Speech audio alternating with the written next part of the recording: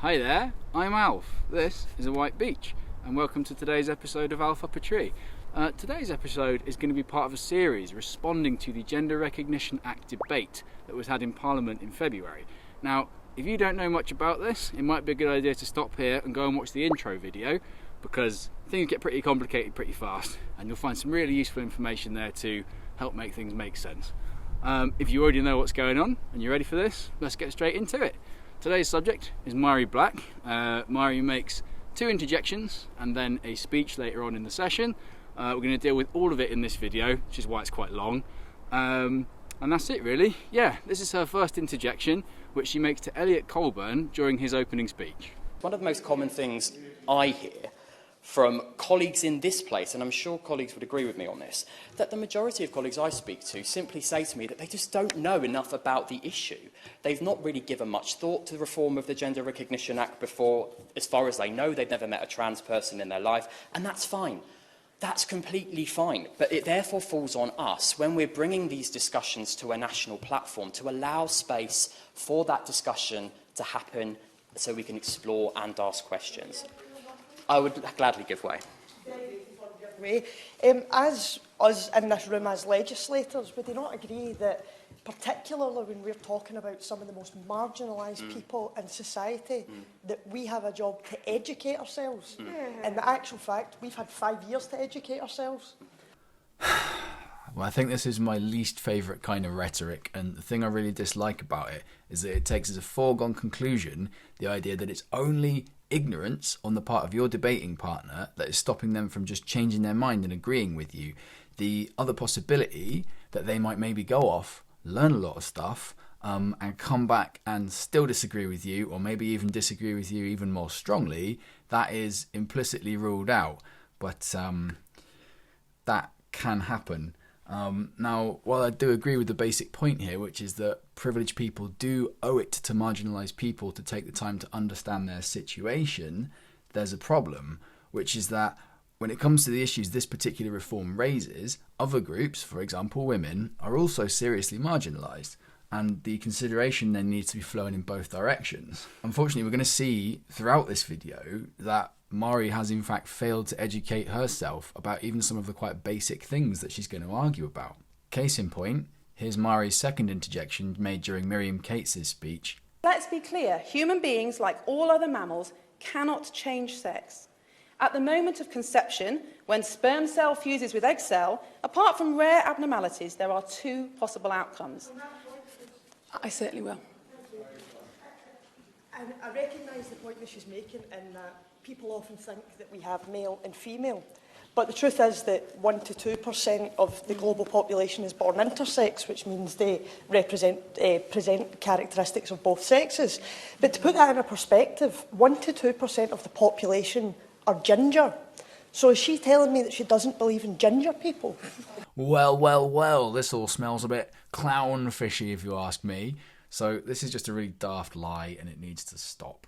The original source of this statistic was the research of Fausto Sterling, who set out not to discover how many people present with characteristics of both sexes, as Mhairi believes, but rather they were looking for, in their own words, deviation from the ideal male or female. So here's Fausto Sterling's findings in a graph form. The 2 large columns are ordinary women and men, and all of the small entries under the 1.71% arrow are the various DSDs, disorders of sexual development, or if you prefer, differences of sexual development, that these researchers decided were a deviation from the ideal. So the first thing to notice, fully 1.5% of the 1.7%, i.e. 88% of that total, is made up of just one condition, which is late onset congenital adrenal hyperplasia, LOCAH for short. Now fundamentally, LOCAH is an endocrine disorder caused by an enzyme deficiency in the adrenal glands, and it affects both men and women, but in different ways. In men, the only outwardly visible symptoms may be an early puberty with vigorous growth but resulting in below average height. In women, it's more serious, right, causing the same early puberty and reduced height, and additionally resulting in above average amounts of body hair and potentially difficulties with menstruation and fertility.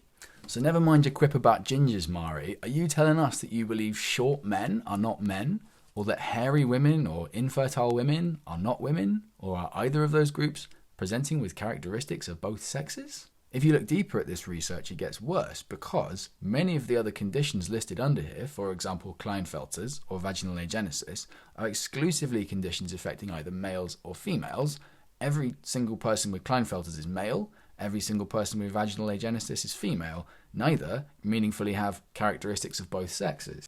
If you remove the disorders that in no meaningful way fit the criteria that Mhairi is describing, you end up with a much smaller number of just 0.018%, 1/100th of the original claim.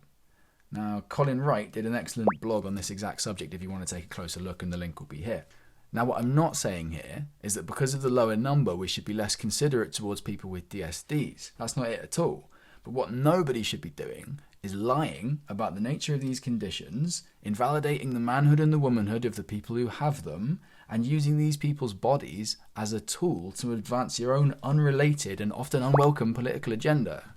So hopefully that's the substance of that one dealt with. I will also point out it was an invalid argument in any case, because when Miriam Cates gave the caveat, apart from rare abnormalities, that was totally adequate for the circumstances. And when she goes on to say, this debate is actually not about people with genetic abnormalities, it's about people who are identifying as a different gender to their birth sex. They are two very different things, and I am talking about the latter. This argument is dead and buried. Trans rights and DSDs are not related, no matter how much people like Mhairi Black would like them to be. Now, as has been covered very eloquently by previous speakers, having a GRC actually helps in only a handful of legal situations, such as marriage, taxes and death. That's it.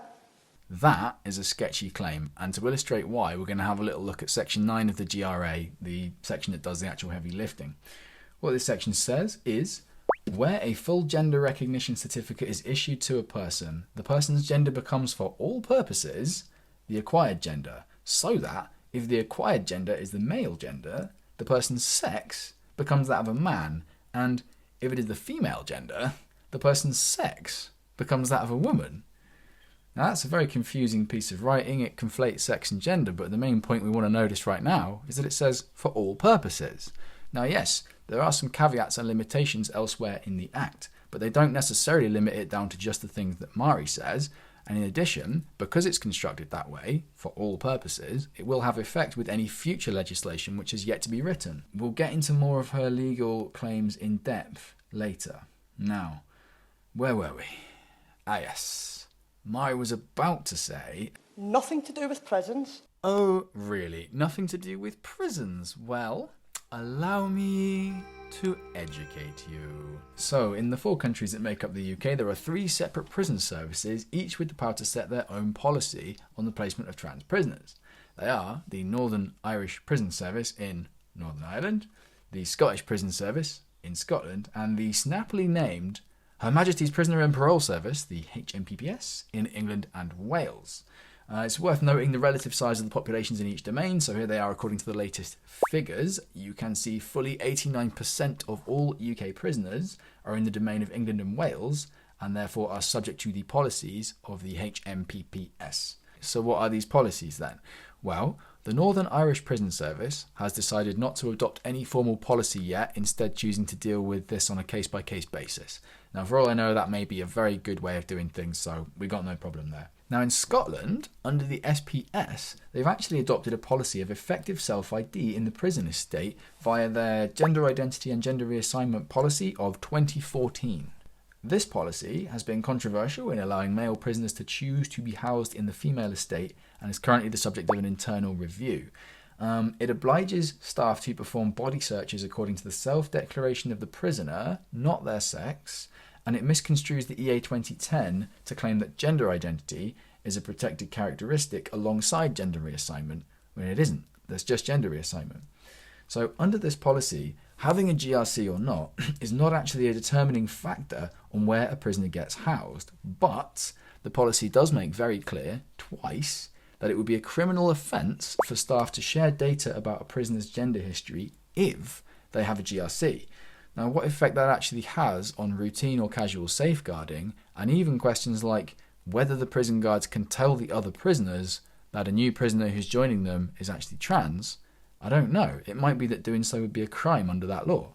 And lastly, the big one, the HMPPS and their 89% share of the prisoner population. The HMPPS's official policy since October of 2019 has been that transgender prisoners must in all cases be placed in the estate that matches their legal gender, at least initially. So, Mhairi tells us that having a GRC is nothing to do with prisons. Now here we can see that with respect to the vast majority of the prison population, that is flatly incorrect, and that having a GRC does grant male prisoners guaranteed access to the female prison estate. Why would she lie about this? I've got a little theory about that actually, and this is conjecture, but I think Mhairi might be doing some really heavyweight prefigurative politics here, which if you're not familiar with the term, basically means a kind of fake it till we make it way of getting things done. If I'm right about that, then her thinking is something like this. So she agrees with the Scottish Trans Alliance, which is an activist group that had a lot of input into getting the SPS to make this policy in the first place. She believes that trans women are women and that trans-identifying people ought to be in the prisons of their choice in every circumstance, regardless of having a GRC or not. So in that specific Scottish context, it's true, in a sense, that having a GRC is nothing to do with prisons, as she claims, but that's because you get let in where you want to anyway. She perhaps doesn't mind casually lying about the policy in England and Wales, as she hopes to advance the same sort of GRC-free self-ID into that prison context too, meaning that it would also become true that not having a GRC would cease to be a barrier to getting into the jail of your choice. Now, if this is her game, then in my opinion it's a really nasty one, not just because it involves lying about official policy, but because a casual observer who doesn't know so much about this area might hear that remark, that a GRC has nothing to do with prisons, and assume that what was meant was that having a GRC won't get a male prisoner into the female estate, whereas what Mhairi perhaps actually means is that she's fighting by hook and by crook to get to a place where every male prisoner that wants to can choose to be in the female estate without needing a GRC. Now, as I said, that idea is conjecture, and I can't say for a fact if that is what Mhairi is doing. But the other option is she's just ignorant of the policy and is talking about it anyway, and that's not good either. So we're going to end up coming back to prisons a couple of times in the rest of this video. It's going to come up again, unfortunately. But for now, let's move on to our next point, which is access to single-sex spaces. A GRC is not required to update the sex on your passport or your driver's licence. A GRC is not required to use single-sex spaces, such as toilets or changing rooms. Well, if you get your legal advice from articles like this one in Pink News, then I suppose you might believe that was true. If, on the other hand, you actually read the advisory notes to the EA 2010, you would discover that single-sex spaces are permitted for various reasons, including that they may be used by more than one person and a woman might object to the presence of a man, or vice versa, as is the case with changing rooms and toilets. And also, there's even an example in there that says, a group counselling session is provided for female victims of sexual assault. The organisers do not allow transsexual people to attend, as they judge that the clients who attend the group session are unlikely to do so if a male to female transsexual person was also there. This would be lawful. Now that's a very clear piece of guidance there to say that no, having the protection of gender reassignment under the EA 2010 does not automatically grant you the same rights as people of the opposite sex. The actual reality here is that there's not enough case law to settle this question one way or the other, and in the area of doubt, trans lobbying organisations and trans activists have been trying to put forward their own interpretations of the law as if they were the law. I think that's what Mhairi's trying to do here, to muddy the waters and try and gain some ground in the confusion. And what we do know is that the current process is deeply invasive, traumatising, unnecessary and dehumanising. Well, this is a subjective appeal to emotion, but if that's what we're doing, allow me to try to appeal to yours. Do you not think that attempts to unilaterally redefine the meaning of manhood and womanhood are likewise dehumanising? And do you not think that women being sexually assaulted in women's prison by trans-identifying male prisoners are unnecessarily traumatised? We could be spending this energy on trying to find solutions that don't harm one group to attempt to help another. There are 17 countries in the last decade that have passed reform of some kind in GRA. and there's been no complaints. No complaints. She actually said that. Let's start with some examples from Ireland, which has had its own GRA since 2015. Here is a criminal defence lawyer complaining that the Irish GRA has left the state in an impossible position with regards to transgender prisoners, having had to place a non-op, no hormone therapy male prisoner with 10 convictions for sexual assault and 1 for cruelty against a child into the female prison estate. Here is an Irish radical feminist organisation complaining about another male trans-identified prisoner with a GRC being placed in the female prison estate. This is an extraordinarily damaged and dangerous individual with a long history of serious violence specifically against women, who was described as a grave threat to women in an official nationwide alert upon a previous release from a secure adolescent unit. The same alert lied by describing him as a homicidal teenage girl. In the USA, we've got the Women's Liberation Front complaining in the form of a lawsuit that the state of California is violating the constitutional rights of incarcerated women by placing male offenders in the female estate. And there's another lawsuit, this time it's a female inmate in Illinois who alleges she was raped by a transgender male prisoner who was placed in her housing unit and was then coerced by a supervisory officer into denying the attack took place. Moving on to Canada. Here's a former prisoner and current female prisoner rights advocate, Alia Perieni, complaining that now rapists are pretending to be women to go to women's jail. Rapists are inside our women's jail raping our women. Men are using this loophole to access already vulnerable women who have no voice or platform to speak from. Our government is setting up women to be sexually assaulted by these male rapists. Men are raping women inside our prisons right now. I know this. Allowing these goof men inside our prison for women concerns me, but you are all concerned that these men's feelings are being hurt when we say they are not a real woman. We are not the same. Moving away from these extreme cases to do with prison, here's a radical feminist activist Ana Julio Delicio complaining roundly about every aspect of Argentina's pioneering self-ID laws of 2012. Beyond all this, I was easily able to find articles from, or references to, feminists complaining about actual or proposed self-ID laws in Costa Rica, Denmark, Norway, Malta and Germany. So, no complaints then. There is no sound argument for this legislation to be delayed anymore. Yeah, not sure about that one, actually. And yet, if you watch the media, we are constantly bombarded with this idea that there are legitimate concerns. And that's fair. I don't doubt there are legitimate concerns out there. But the answers are also out there. That's great. Let's get to work. We can use Mhairi Blackburn Mackenzie's excellent list of 14 unanswered questions to do with the Scottish GRA reform as a starting point. 13 of those questions are still entirely relevant here. So whenever I've actually tried to pin down someone as to what is the legitimate concern, it always seems to relate back to this concept of self-ID. So firstly, let me say this, self-ID is not a new concept. It's the right all of us have to identify who we are. Yeah, to ourselves usually, not to strangers, and certainly not in a way that places legal obligations on those strangers to lie about reality. Every time you fill in a form, you are self-identifying your nationality, your sexual orientation, your religion. Yes, so you can fill in the form how you like, but each of those categories have actual underlying realities that can be true or false, and the form doesn't change that. For example, refugees at Calais are unable to get on the train like everyone else because of unfair laws based on objective truths about their national origin. Homosexual people can indicate that orientation on the census if they want to, but it's the actual homosexual desire that makes them so. And religious minorities have every right to be protected, but that doesn't mean the right to oblige other people to share their religion.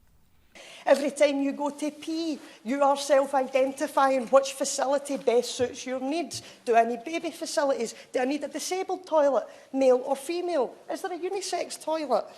The Equality Act in 2010 made explicit that trans people also have the right to self-ID, and it laid out exemptions for single-sex providers if any issues were ever to arise. This is wildly wrong. The Equality Act of 2010 does allow you to self-ID into having the protected characteristic of gender reassignment, but it doesn't allow you to self-ID into the category of the opposite sex.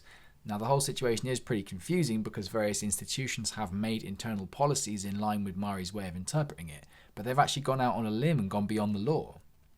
Now, reforms to the Gender Recognition Act do not affect the Equality Act or the exemptions within it. It is not a reason to delay reform. So this is pedantically true, but it misses the actual point completely. If the Equality and Human Rights Commission's non-legally binding 2018 guidance were to be proved correct, then, and I quote, "A trans woman who does not hold a GRC and is therefore legally male would be treated as male for the purposes of the sex discrimination provisions, and a trans woman with a GRC would be treated as female. The sex discrimination exceptions in the Equality Act therefore apply differently to a trans person with a GRC or one without." So, while the reform of the GRA does not literally rewrite the Equality Act, it may be that its provisions will be interpreted differently for anyone who has a GRC. And given that the proposed reform is to allow anybody who wants one to have a GRC, the actual effect is that the functioning of the EqA would potentially be altered. The actual circumstances here again are that we don't have enough case law to settle this one way or the other, and Mhairi is either just ignorant of that fact or she's kind of just trying to play the "it's no big deal guys" card to get what she wants. Now, we hear claims that women's rights are being threatened. We've heard that today. Well, I'm a woman. I don't feel threatened. Speak for yourself, fine. There are many others who don't feel that way. It's worth noting this isn't just about women's rights. I'm a man and my basic right to just tell the truth is threatened by the GRA. If anything, the thing that makes me feel most threatened is quite often the very aggressive and often male anonymous accounts who proclaim to be defending me from something. Wait, anonymous and male? Did she just assume their genders? Call the police! Call the police! It's literal violence!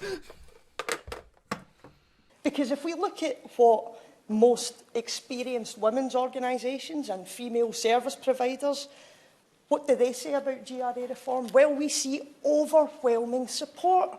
We see acceptance. We see active campaigning, not just for GRA reform, but for the trans community more broadly, because they have been dealing with these issues long before the Equality Act was even written. Sure, okay, if you stick your fingers in your ears and be careful not to listen to any of the wrong sort, then that's the impression that you'll get. If you were to just pay some more attention to any of this lot, you'd get a different idea.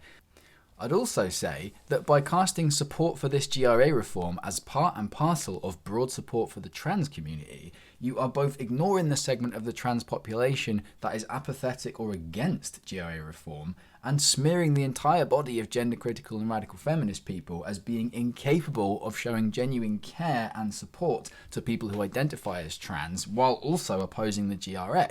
They can, and they do. We've had 3 public consultations showing overwhelming support for reform, particularly amongst women, consistently amongst women. Okay, so whether that's true or not, I don't actually know, but responses to consultations reflect the views of people politically mobilised by a given issue and are not representative of the general population. Here is an example of a YouGov poll from 2020 that is representative and in which 67% of women polled stated that they believe a person should need a doctor's approval to change their legal gender, as is the status quo, versus only 14% who said that they should not. The view that Mhairi is trying to advance in this particular example is in line with the wishes of those 14% of women and against the wishes of those 67%. Women's rights are unaffected by GRA reform, and the majority of women know it. I think I've said enough to refute that claim already. But the truth is that the GRA reform has actually only been delayed because it has become a battleground for a proxy war, for a culture war. I'd say that actually was true, but not in the way that Mhairi thinks. There is a broad culture war going on here, but actually it's about who gets to define the nature of reality, and crucially on this issue, who gets to define what womanhood is. It's become a breeding ground of disinformation, radicalisation, and the rollback of already established LGBT plus rights. Disinformation. You've got a bit of a cheek complaining about that after this shit show, and honestly, for radicalisation, Mhairi, I think you need to have a look in a mirror. If you could just name me one LGB right that has been rolled back, that'd be great. The only sort of T plus rights that I can think of that are even being discussed at the moment is this one, to do with the GRA, Unless, of course, you mean the way in which the culture is slowly inching away from performing unethical medical experiments on children. Is that what you mean? Those rights? The rest of the world is watching right now as Britain is in the full grasp of a moral panic. Subjective? The fact that Britain has been internationally identified as having a problem with transphobia hasn't come out of thin air. Britain has also been internationally identified as being a hub of serious feminist organising, and there are feminist organisers in countries around the world looking to Britain to see how they can best further their rights in spite of the current situation. Despite expert opinion, Such as? despite mountains of evidence, Such as? despite knowing the lived experiences of trans and non-binary people. No, you don't. Nobody does, due to the problem of other minds. Any two people cannot know for a fact that the experience they're having is the same, and I'd argue this is the single biggest reason to doubt a person when they tell you that they feel like a man or feel like a woman in spite of not being one. I'm going to guess this is a point that has passed you by. Despite numerous consultations and debates, 5 years on, we're still dragging our heels. And as legislators, as I said at the start, we have a responsibility to educate ourselves about this stuff. I think 5 years is more than long enough. As legislators, we have allowed disinformation and confusion to run rife. I'd say caused would be more accurate here, not allowed. We've created an environment that allows transphobia and ignorance to thrive. So when we see that hate crimes against LGBT plus people or self-harm has risen in the trans community, can we really go home and say that we are completely blameless?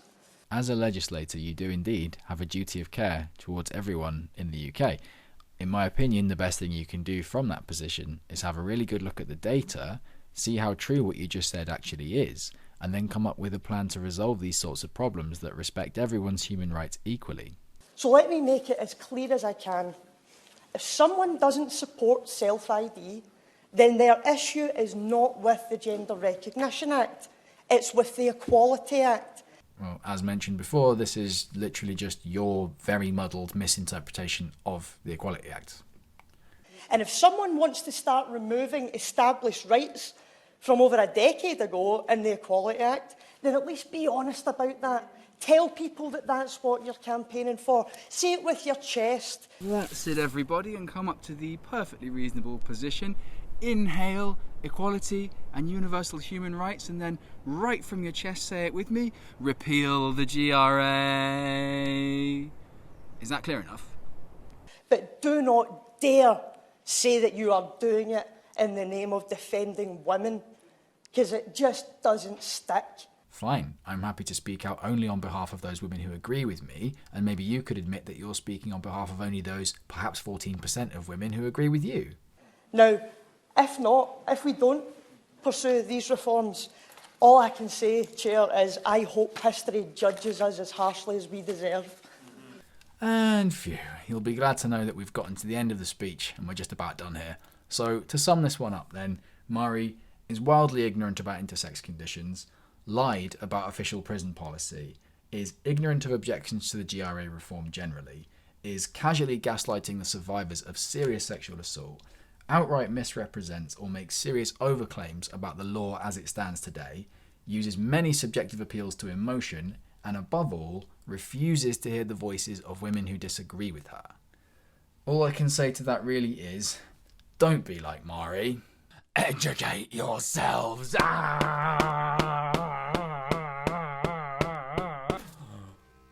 My God, it worked. I'm so much less of a bigot now. I'm so glad I educated myself.